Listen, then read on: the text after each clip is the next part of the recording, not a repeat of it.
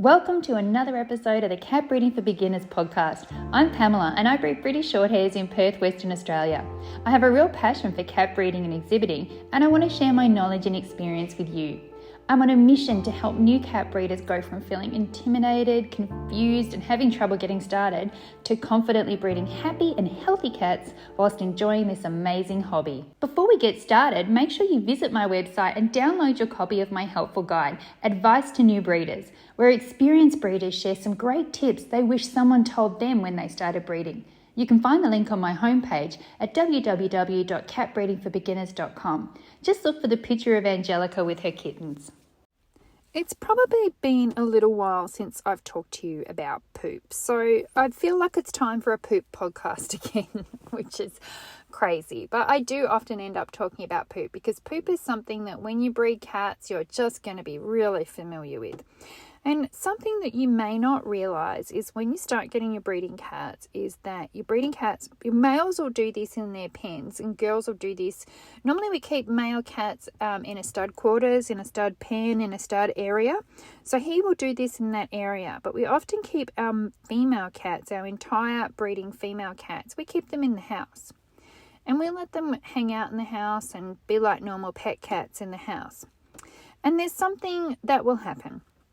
When they become old enough and they become sexually mature and they start coming into season, and even before they come into season, it's one thing to have to live with all of the meowing, the constant meowing that you'll get when your cats are in season. But the next thing that's going to happen is they will actually start to pee on things. And this is something that new people don't really realize is going to happen. So when they think about, oh no, my cats are going to live in the house with me and be my pets, I couldn't imagine putting them out. I couldn't imagine having them in a pen. I couldn't imagine confining them until they pee on something important, until they pee on the paperwork that you were going to have to lodge somewhere the next day and it's all covered in cat pee and smudged, until they pee on some clothing that you were going to wear, until they pee on your couch, or your even worse, really, really bad, is peeing on the mattress. But there is something else that girl cats do when they're in the house. And boy cats do this in their pens, but girl cats do it in the house. And it's gross. They will poo on things. They will just poo randomly around the house. There will be no rhyme or reason to it. They will just, pick a spot that they like and just start crapping there, basically. And I have a bunch of girls currently that live in one of my outside pens. So they're not actually running around in the house. Thank God. Because I swear every single one of them has decided that they don't believe in using litter trays anymore. They just poop all in the pen wherever they like. And I actually went away for the weekend and Damien was looking after the cats, and when I came home I said to him, oh my God, that pen is just full of poo. There's poo everywhere. He said, yeah, I know. They've been doing it since you left. They started calling and I just can't keep up with it. So I cleaned up all of the poop, and I'm sure that when I get home tonight there'll be more there because they're just gross. But the only thing that I have as an option to make this stop is really to mate them. And that's what I've done. I've actually put them all in with the boys now. So if I get home and there's poop there, it won't be for much longer. They don't tend to do it so much when they're pregnant. But I have a couple of girls that are also living in the barn, and they're in pens in the barn. And I went to wash one of their beds. I thought, oh no, you've weed in this bed. Okay, well, I'm going to wash this. I'll take it out and I'll wash it. But underneath the bed was a towel. And when I flipped the towel over, there was poo there as well. They poo in corners, they poo everywhere. So then I'm thinking, well, these girls are ones that I'm not ready to mate them yet. So I just have to put up with the fact that they're pooping where they shouldn't be pooping. And this is why it's important to have pens and areas and zones set up for your cats. Because if this was happening in my house, if that amount of poo was happening in my house randomly and everywhere and making a mess and stinking, I had to turn the hose on to clean it up in that pen that was outside. If this was happening in my house, I wouldn't be breeding. I'm not doing that. I'm not having a house that's got poo just randomly everywhere. And they'll pick a corner to do it. They'll poo in the corner and you won't notice it until you notice it, and then you'll be horrified at all the poo that's in the corner.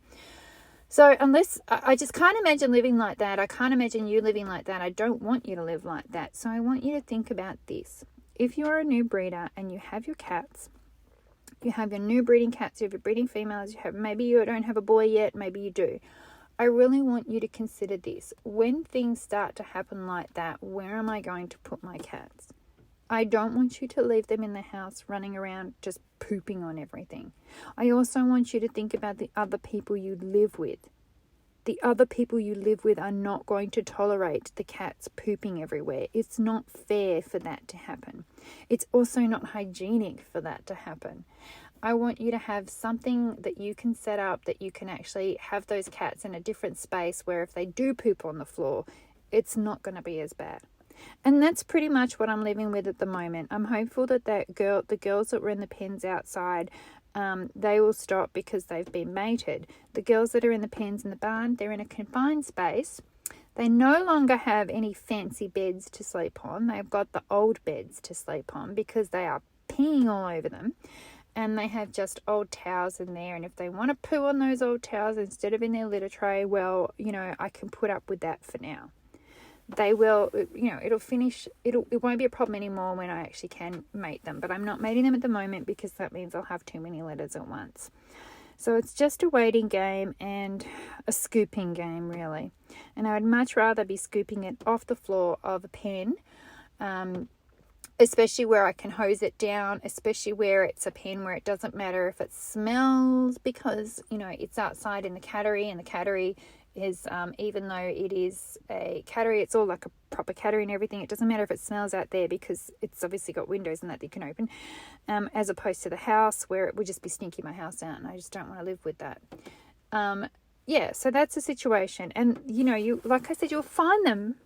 It'll stink your house out. And the reason it'll stink your house out more than a normal litter tray, because obviously the cats inside are pooping in litter trays too. But the reason it'll stink your house out more than a normal litter tray is because it'll all be piled up somewhere and you won't know it's there. So think the back of your walk-in wardrobe. Think the spare room that no one goes in. Think under the couch. Think in the corner of the lounge room behind a bookcase. That's where you're going to you won't notice it until you notice it. It'll get to a certain point and you'll be like, oh my God, I can smell that. Oh my God, how did we not know that was there? So that is in your future if you have a lot of cats that are living in your house, and something to think about. Okay, well, that's enough for me today. And I'll talk to you next time. Bye. Thanks for listening. Make sure you visit www.catbreedingforbeginners.com where you can find articles, guides, courses and more. Plus, make sure you check out my amazing New Cat Breeders Club. It's a supportive space where new cat breeders can learn, share and help each other. I only take new members a few times a year, so sign up to make sure you don't miss out.